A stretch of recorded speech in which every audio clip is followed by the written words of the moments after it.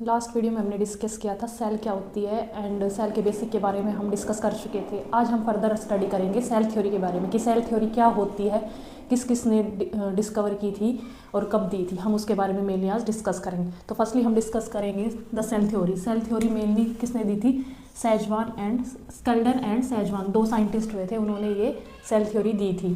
Firstly जो 1838 में स्केल्डन ने ही कंक्लूड किया था कि जो प्लांट पार्ट है ना उसके ऊपर सेल प्रेजेंट होती है, उन्होंने वहाँ पे सेल को डिस्कवर किया था।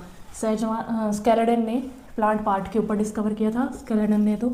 और जो 1839 में सेजवान हुए थे, उन्होंने कहाँ डिस्कवर किया था? एनिमल सेल के ऊपर इसको डिस्कवर किया था, एनिमल के टिश्यू के ऊपर इन्होंने डिस्कवर किया था। इन 1858 एक रुडोल्फ विर्चो नाम के साइंटिस्ट हुए, उन्होंने इसको डिस्कवर किया था। उन्होंने क्या डेफिनेशन दी थी कि all cell form from only other cell by the cell division.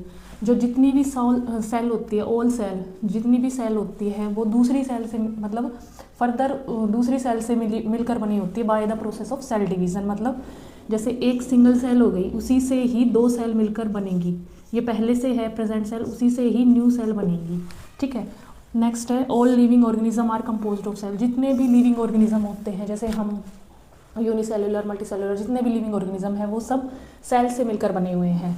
The living organism could be made up of one और मोर सेल। जितने भी लिविंग ऑर्गेनिज्म हैं वो या तो सिंगल सेल से मिलकर बनेंगे या एक से ज़्यादा सेल से मिलकर बनेंगे। जो सिंगल सेल से बनेंगे उनको हम बोलेंगे यूनिसेलुलर, जो एक सेल से मिलकर बनेंगे उनको हम बोलेंगे यूनिसेलुलर, और जो मोर देन वन सेल से मिलकर बनेंगे उनको हम बोलेंगे मल्टी सेलुलर।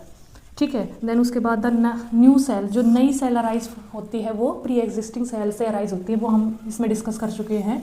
जो नई सेल है वो जो पुरानी सेल है, पेरेंटिंग सेल है, उसी से ही मिलकर बनती है। कौन सा प्रोसेस होता है उसमें होता है cell division. Cell theory mainly इतना ही था, उसमें ये मेनली सेल थ्योरी है। इसके बारे में और हम आगे डिस्कस करेंगे, जैसे सेल का स्ट्रक्चर क्या होता है, क्या क्या प्रेजेंट होता है सेल के अंदर, वो हम आगे डिस्कस करेंगे।